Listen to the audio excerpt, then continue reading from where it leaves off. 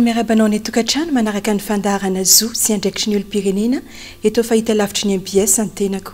Tsara ny mampatsiahanao hatrany fa ity fandaharana ity dia natao hiaro ny zonao, ampafantatra anao ny zo sy andraikitra ao maha olo-pirenena anao, fa ihany koa hiady ny ananan'izany zo amin'ny maha olona izany lanja eo amin'ny fiarahamonina misy atsika. Loha hevitra hafa indray no entina aminao androany, izany hoe loha hevitra mikasika ny herisetra ao anaty fanambadiana izay ny vehivavy matetika ny anjadiana izy io matetika. Rak'izany dia andin-dalàna anankiray mifanaraka amin'izany loha hevitra izany ihany, izany hoe mifehy ny fanambadiana no ndeha ho arahantsika amin'izao fotoana izao. Rehefa tonga taona ny lehilahy sy vehivavy dia mananjo hivady sy hanorina fianakaviana ka tsy mahasakana izany na ny fiodirana na ny zoam-pirenena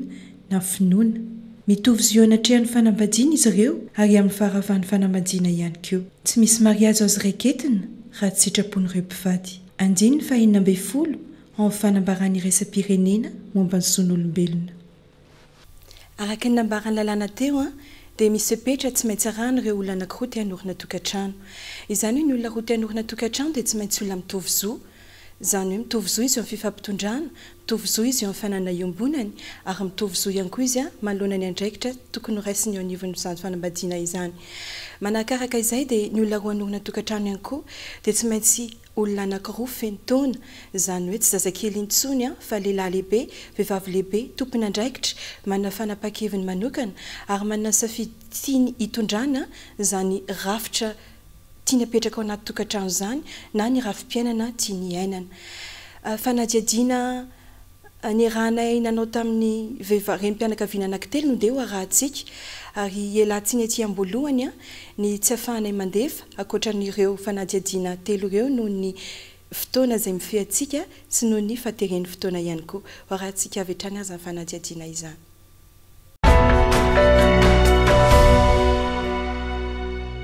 Folo taona tompoko. Nanao vehivavy aloha ilay vadiko tamin'ny voalohany dia rehefa nitenenina ny ray aman-dreniny dia tsy niteny azy, dia avy eo nitaraina foana dia lazainy fa hoe vehivavy tsy mahalala tsy tia na tsy manakambo, izay nitenenin'ilay vadiko izany. Dia avy eo rehefa nitaraina tany amin'ny reniny dia ohatr'izay ihany naverina hoe rehefa tsy tiana dia mialahy. Dia avy eo zareo nandroaka dia izaho mbola tsy niala satria tsy mahita mbola trano isitrihana izany. Izy efa tsy manome vola, izaho tsy mahita lalana aleha dia mbola mipetraka ihany aloha. Dia efa nanomboka tsonody izy teo nanomboka volana Mai 2016 iny dia nanomboka tsonody dia tsy manome vola izy. Dia rehefa mamy izy tompoko avy any dia manakorotana, mamaky zavatra, mandroaka dia avy eo mankany amin'ny ray aman-dreny dia miara mandroaka izy, ny ray aman-dreniny, ny anabaviny. Dia ohatr'izay foana ny atao izany isaka mamy izy dia manakorotana anay ohatran'izay foana. Dia tereny ianao hanao firaisana aminy na tonga fadimbolana na tsy tonga fa ny tena natratrarany anahy aloha tao anatin'ny fadimbolana mihitsy no nanaovany herisetra ary nahodinkodiny mihitsy tamin'ny fanondrony iny izany nanaovany anahy tamin'izay andro izay. Dia izay ny tena tsy zakako taminy mihitsy. Dia tao anatin'izay nandroananay tamin'ny andro alina dia mivoaka tany an-tokotany telo mianaka. Dia rehefa izy mamy iny natory dia miverina moramora telo mianaka satria ilay trano sy nidiny dia nody natory satria ny andro efa maraimaray.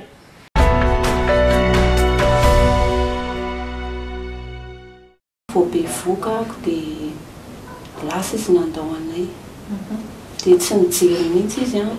tsy nanampy, tsy nanontany akory izy hoe mba manahoana zaza ho akipy fa vavaratsy tompoko nataony anazy tsy fananam-baraka.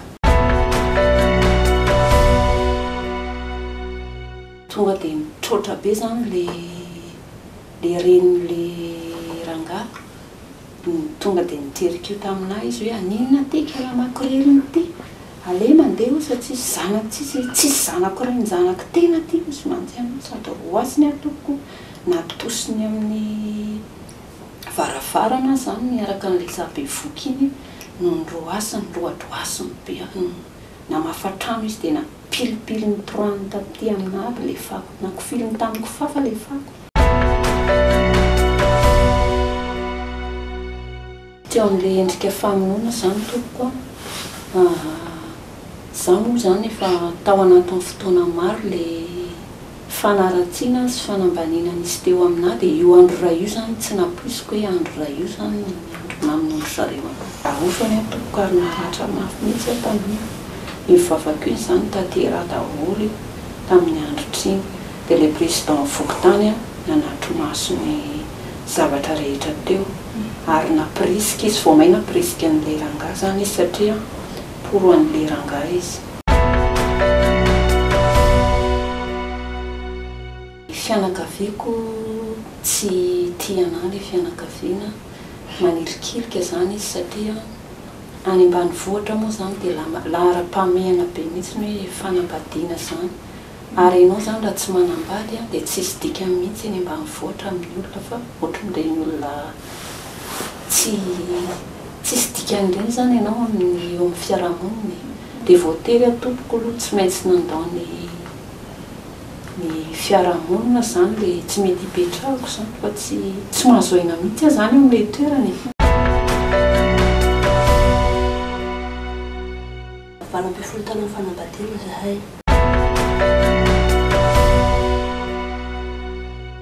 Tena nisy aloha ny eritreritra ara-moraly satria tao anatin'ny tokantrano ekena fa matoa vady zany dia fakatiavana dia matoa zany alainao vady dia fantatrao zany momba anahy dia rehefa maninaka rehefa tonga ao anatin'ny tokantrano za dia batianao amin'ny zavatra tsy haiko, misy ny haiko dia misy ny tsy haiko dia raha ohatra ka misy zavatra hainao dia manina raha natory za dia nefa tsy nanoro izy fa manjary lasa le saiko no batibatiany olona tsy nianatra ekeko fa tsy nianatra fa za mahafantajavatra fa ianao tsy tokony ianao an'izany fa raha ohatra anakavady ho ianao dia nakan'ireny le olona mitovy fahaizana aminao ireny fa tsy za mihitsy ny tokony nalainao vady tsy hitako hoe taiza moa zany nahitanao anahy io za le olona niasa tranon'olona zay ho amin'ny plasy nisy anahy dia inona dia rehefa niaraka ve tsika fa dia zay ve navalinao anahy hoe olona tsy olona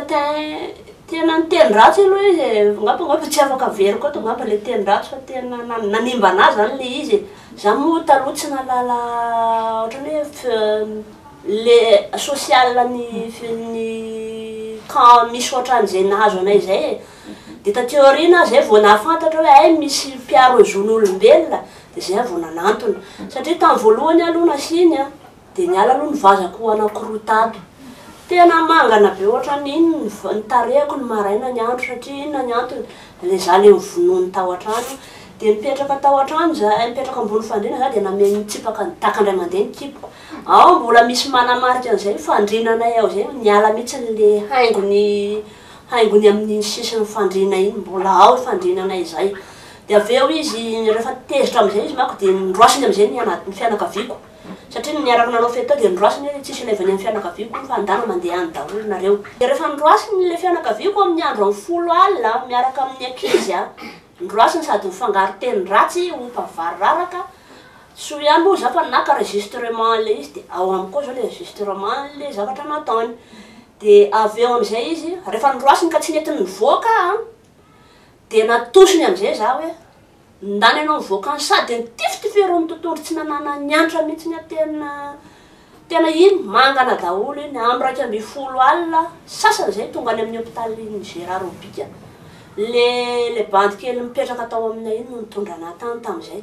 satria dia nandraisany rehefa tsy nety nivoaka nalainy amin'izay le antsy rehefa nalainy le antsy dia nakapony tamin'ny fitaratra amin'ny armoire anay ireny tonga dia miparitaka le fitaratra dia keo tondro amin'ny antsy dia za moa ny antsy vontsy dia le fianakavianazy tao fianakaviany zay no namonjy anahy hoe mba hajanony dia ny antsy vonjy tena ny antsy vonjy fa raha zany zany maty tao satria reto mangana daholo reto tonga dia rapa daholo tonga dia tsy haiko hoe ohatrany ahoana nitarehako tonga dia olona matavy be tsy haiko hoe ahoana zany nipozy nify anankiroa ve ndray miala mivodinify mba aina ane zany marary ane zany io zanao kely io aloha ahoana moa inona moa nitenenanao ratsy eo mason-jaza lehilahy lehibe mitaiza ianao mananjanaka tsy haiko hoe inona zany nitenenanao ratsy amin'ireo mason'ireo zaza reo inona zany ve mba fitezana ve zany fomba ohatrany ahoana ny ray aman-dreny manao toetrana ohatran'izany tongamba fa tsy haiko hoe mibiby ala angamba mbola matahotra hoe tsy mahay miteny an'izany dia mahay miaro an'izany toy izay olombelona ve dia itenenana ratsy ny mason-jaza tongamba fa tsy fanabeazana tsony zany a efa fanalikana mihitsiny io zanako io nitazomiko a teny amin'ny tanako satria natosiko io zanako io hoe na miala teo mama tsisy ilaivana lao izy fa miala teo sady natsipy nitery varana tery le zanako tsika o rangaty zany narary an'io a fa tsy anao a fa apetrao kely ny zanako fa zaho efa nivononao ato dia ny zanako koa mbola kitianao tena tsy zaka ny lohako tsony zavatra ataonao teo fa miatra amin'ny aiko a zao na ohatrany hoe misy zavatra tabataba zao efa tsy zaka ny lohako a misy zavatra ohatrany hoe maresaka be lasa nerveuse be a satria iny lasa voadona loatra ny lohako nisy fotoana tena tany anaty bus narary loatra ny foko dia tao anatin'ny bus zany dia so ihany moa fa tao amin'ny devant dia hitan'le chauffeur satria le receveur mitahaky le frais tanako ty no haka le vola poste tsy naharay ninina tsony a dia nitomany am'izay manko ny satria efa maninona lasa tsy maharay zavatra ny tanako ny tongotra lasa tsy nafaka nandeha lasa tonga dia vodaolo zany ny ilako iny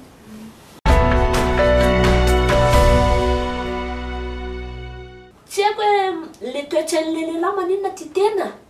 ty tena loatra le lehilahy tsy mahatsapa hoe marary le vehivavy anie tsy mahatsapa an'izany izy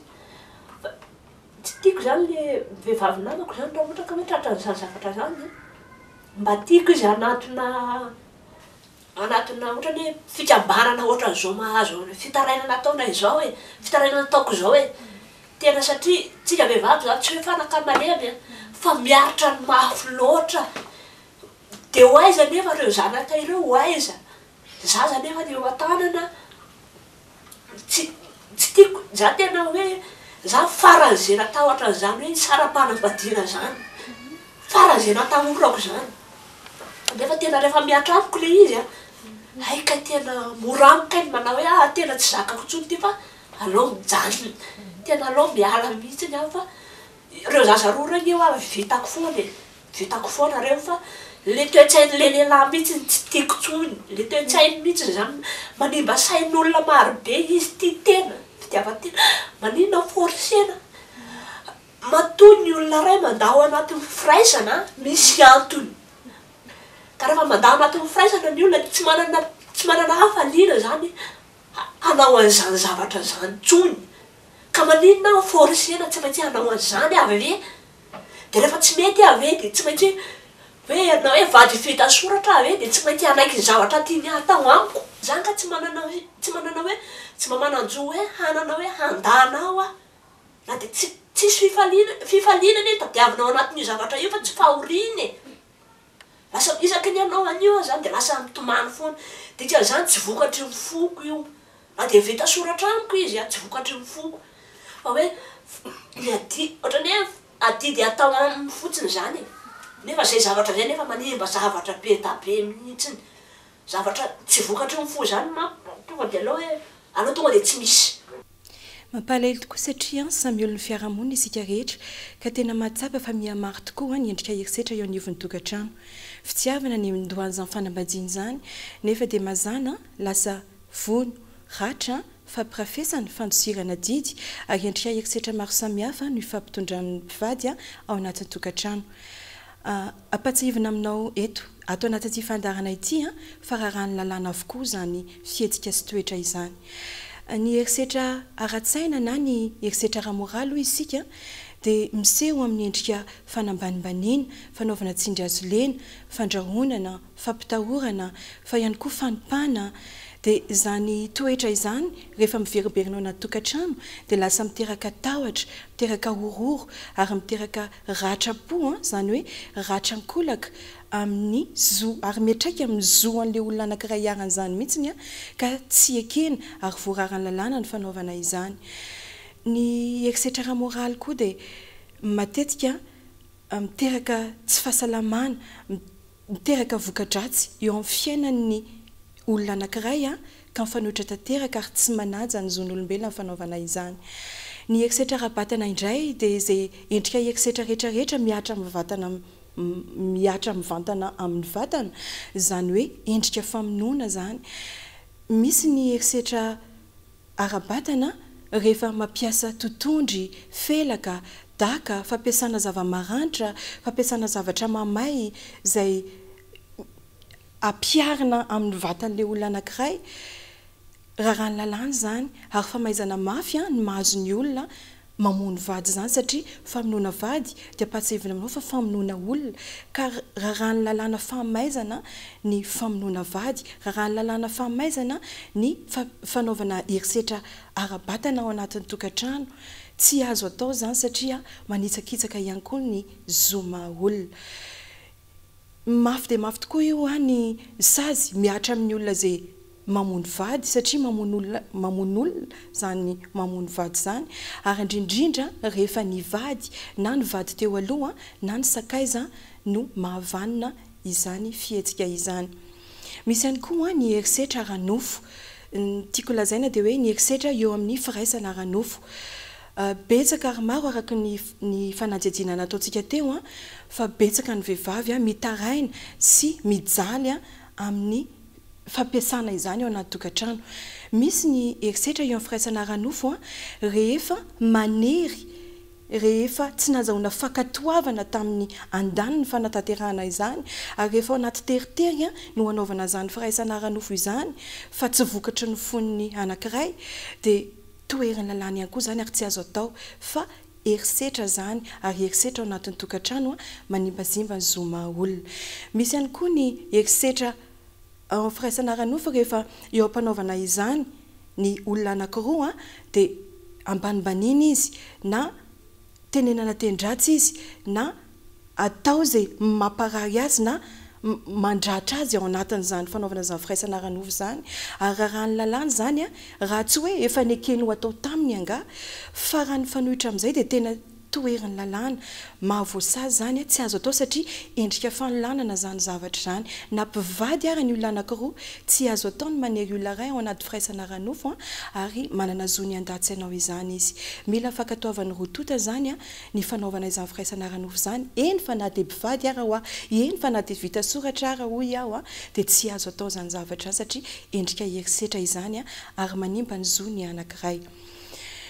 marobe ihany koa ny resaka fampirafesana na ny fananana vady maro na fananana sakaiza ao anatin'ny tokantrano raha ny lalàna zany ary ny tena marina ampahafantarina aminao androany fa ny fampirafesana dia efa noraisin'ny lalàna ho toy ny erisetra atao amin'ny vady na erisetra atao amin'ny ankohonana ka mahavoasazy ary mampiditra ponja mihitsy zany zavatra zany ny saza zany dia eo amin'ny 2 taona ka hatramin'ny 5 taona eo tsy azo atao zany satria efa nifanaiky ny olona anankiroa fa ifanaja ary ao anatin'ny lalàna mifehy ny fanambadiana misy aizany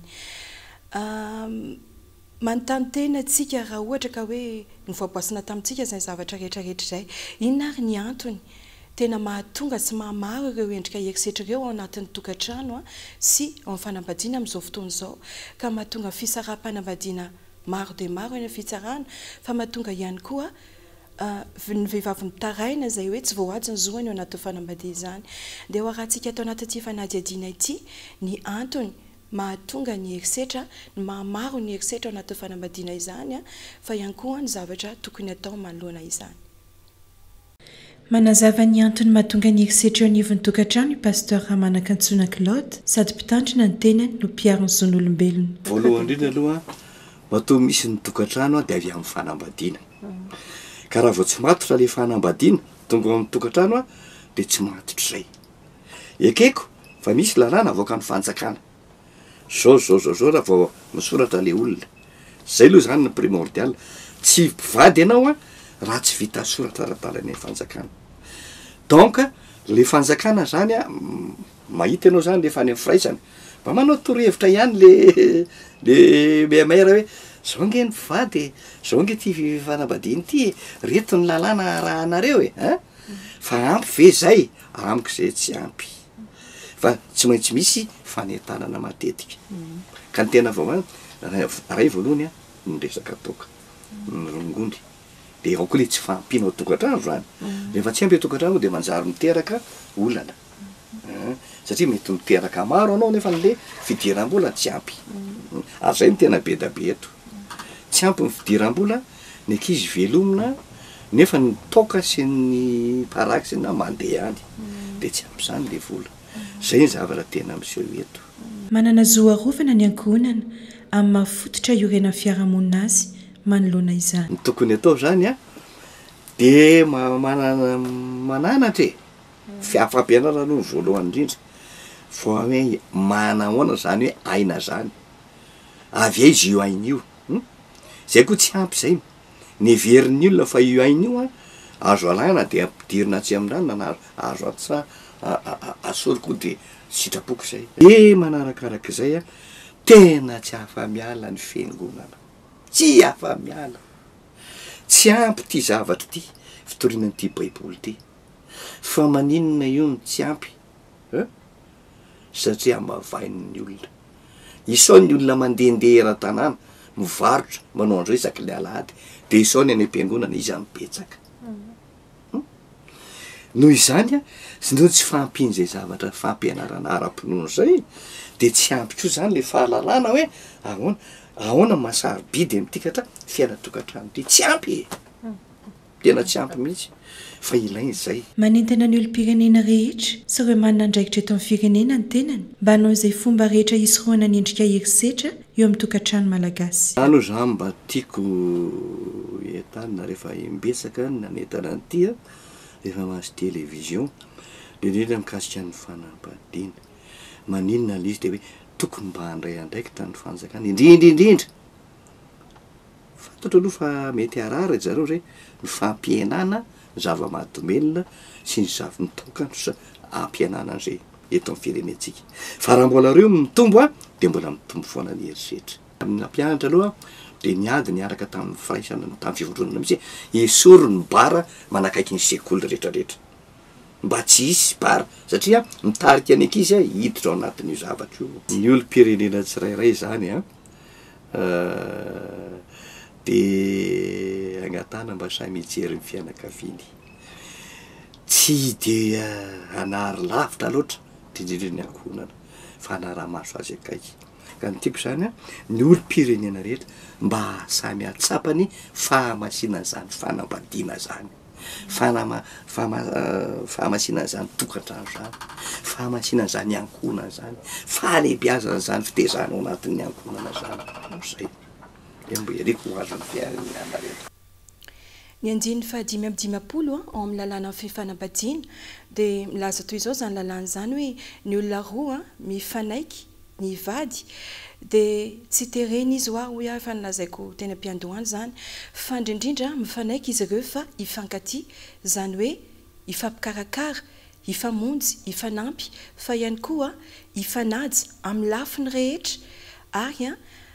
ifamelona zany hoe tsy andositra didy indrindrindra rehefa misy zaza teraka ao anatin'izany fanambadiana izany ny fitentsika malagasy mazana de hoe ny tokantrano tsy ahaka na hoe ny fanambadiana de fiafiana fa nefa rehefa misy endrika herisetra ao anatin'izany fanambadiana zany de fanohitra mizoma olona zany ka matetika de lasa ny aina no manaraka avy eo fa entanina ianao amin'ny olo-pirenenanao de manana zo ianao hitaraina zany hoe anantona ireny fikambanana miaro ny zoma olona reny na anantona vondrona zay afaka iaino anao afaka anampy anao amin'ny sosikevitra sy amidingana zay tokony ataonao raha hiaran'izany herisetra izany ianao ao anatin'ny fanambadiana fa ihany koa manana zo koa ianao ny hiady mihitsy ny zonao vehivavy ao anatin'izany fanambadiana zany satria hoy aho hoe ny vehivavy matetika ny tena ahitana fitarainana maro ahitana tranga maro ao anatin'izany hoe fiafinan'izany herisetra ao anatin'ny fanambadiana izany amin'ny olo-pirenena de manana andraikitra ianao zay mijery fahita lavitra ampahafantatra ny zavatra rehetra zay nivoaboasantsika fohifohy teo raha misy endrika toy izany eny amin'ny fiarahamonina de mba mandray andraikitra ianao mba manampy an'ireo vehivavy hiarany herisetra satria matetika ny olona niarany herisetra de migobina manafina izany izy ary lasa hoe eo vao tena mipetraka le hoe fanaka malemy satria efa feno tahotra izy efa feno horoho izy a dia tsy mahita tsonina ny lalana ombana na ny hoaviny ary noho izany manana anjarintsika ifanampy eo anivon'ny fiarahamonina raha misy tranga sy erisetra toy izany fa tsy hijery fotsiny manarakarak' izany ihany koa dia ny rafi-pitondrana izay akaiky ny vahoaka indrindra zany hoe fokotany no tiako lazaina matetika izy ireny dia amin'ny maha hoe sarotra ny miditra tokantrano izany dia lasa tao mialangalana ndraindray fandraisana andraikitra ka ohatra mijery fotsiny ny endrika erisetra ao anatin'ny fanambadiana na dia hita ary fa efa maratra le olona efa marary le olona efa tsy hita ny toerana le dia zary miravaravin-tanana ny fokotany nefa dia solon-tena-mpanjakana izy ireny eny anivo fiarahamonina misy atsika eny ka tokony handray andraikitra izy a anoro ny tokony atao satria manana zo ny olombelona dia tsy azo ratraina na amin'ny endrika manahoana na manahoana na akolaka na mivatana ny olombelona dia tsy natao hiaritra herisetra fa fandikana lalàna tsotro izao zany ary rehefa mandika lalàna dia misazy foana miandry ny olona mandika lalàna ary mety efarany fidirana pontsara arakaraka ny tranga sy ny zava-miseho manentana ihany koa ny fanjakana dia tompona andraikitra voalohany ary manana andraikitra lehibe ny fanjakana eo amin'ny resaka fiahina ara-tsosialy indrindrindra fa reny olona malemy eo anatin'ny fiarahamonina ireny ny misy andin-dalàna ao amin'ny fanambarana iraisam-pirenena momba ny zon'olombelona tena milaza mihitsiny hoe manana zo anana fiahina ara-tsosialy a ny olona tsirairay avy indrindrindra moa fa hoe ny olona malemy ny olona ao anatin'ny tahotra ny olona tsy mahita zay oale ny olona miravaravin-tanana andraikitra sy adidin'ny fanjakana izany andraikitra sy adidin'ireo rafi-pitondrana misy eny amin'ny fiarahamonina zany zo tokony ananany tsirairay avy olom-pirenena zany a ka tokony manao fototra-vitrasa ohatra hoe manangana ivy-toerana hienona nyreny olona manana olana hiarany erisetra ireny anoroana azy ny lalana tokony alehany satria maro amin'ny olona hiarany erisetra tsy mahita le tsy hitany hoe aizany alehany miaraka amin'ny zanany dia miverinao amin'le tokantrano izay mampiatra azy ny erisetra izy miverinao amin'le toerana namonoana anazy ihany izy satria tsy mahita le tsy mahita tao dia tsy azo ekeny zany zon'olombelona resakintsika eto dia toeriny ny mpiady sy mpandalany zon'olombelona ny endrin-javatra toy izany fa ihany koa afaka ataon'ny fanjakana ihany koa na adidin'ny fanjakana andraikitry fanjakana manangana ivy-toerana fampianarana asa ohatra fanofanana arakasa maimaimpona na manampy ireo misy aniny vondrona efa vondron'olona na religiosy ohatra na fikambanana miaro ny zon'olombelona ohatra efa manana an'ireny ivy-toerana mampianatra asa maimaimpona ireny fa ampiana ireny tohanana ireny a mba hifanaraka amin'ny ilain'ny mponina ilain'ny olom-pirenena zany hoe na ara-pitaovana na ny toerana mba madio malalaka azo atao avokoa zany rehetra zany ary takiny eto zany satria zon'ny olom-pirenena hoy aho ny manana izany zon'ny olom-pirenena hoy aho no ahina anana fiahina ara-tsosialy ary tena ambarany lalàna raha fa raha ohatra ka hoe tsy manakasy izy na hoe no ny antony tsy fanaininy nefa lasa tsy manana antom-pivelomana izy dia tena andraikitra fanjakana tokoa ny manao sy mitady hevitra aminjena ireny olona ireny satria olom-pirenena izy manarakaraka izay dia efa maraparana ny fandarana sahady tsika fa tsara ny manamafy fa ity fandarana ity dia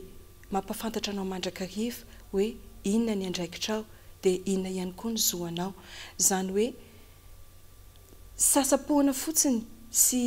tsy afaka ny anao na inana iny ty fandarana ity raha tsy mifanampytsika raha tsy mifametanantsika mifampizarana zany zavatra rehetrarehetra lazaina sy nambara taminao zany mba tena hisiakony tokoa eny amin'ny fiarahamonina ny zavatra lazaina sy ny zavatra nohenonao sy naranao teo fahita lavitra teo fotoana tokony hitadiavana vahaolana izao ary fotoana tokony ametrahana lanja mihitsy ny hoe zoma olona izany amin'ny lafiny rehetrarehetra tao fiarahamonina malagasy satria tena mbola hita taratra hita sokitra eny amin'ny toerana rehetra misy atsika eny fa mbola ao anaty fahorinitsika ary mbola ao anatin'izany hoe tsy farahina loatra ny zoma olona izany ary misy ary tsy mahafantatra akory hoe inona ny zoany ary misy ary tsy mahafantatra akory hoe misy ve zany zoma olona izany inona ny zo tokony ho azy amin'ny maha olombelona azy manasanao ny anaraka tsy tapaka izao fandarana izao isaky ny alady amin'ny eninora riva ary manentana anao tsy salasala hiantsony fandarana raha toa ka misy endrika na tranga manitsakitsaka ny zoma olona eny anivon'ny fiarahamonina misy anao na zo ny vehivavy na zo ny ankizy na zo matompo tany anao na rehefa endrika manitsakitsaka ny zon'olombelona dia afaka miantso fandarana ianao mametraka ny veloma mandra-pioana raha tompoko